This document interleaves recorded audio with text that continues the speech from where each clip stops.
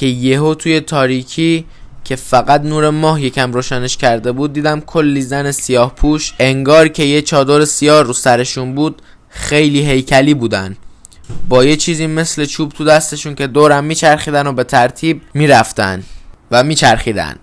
هر کدومم یه بچه کنار دستشون گرفته بودن، هی دورم میچرخیدن. سلام. بچه بودم ولی یه پسر بچه شیطون، جوری که یه روزایی که بیش از حد شلوغ میکردم منو میبستن به ستون چوبی وسط خونه. خلاصه که شب با همه خواهر و برادر و مامان و بابام خوابیده بودیم که من نصف شب از خواب بیدار شدم که برم دستشویی. ما توی روستایی زندگی میکنیم.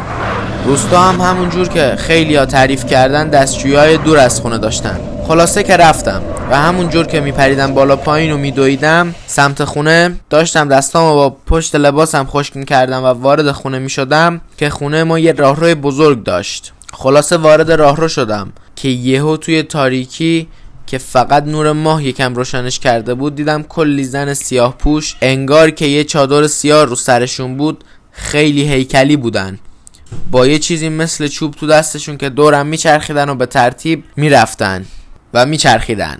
هر کدومم یه بچه کنار دستشون گرفته بودن، هی دورم میچرخیدن.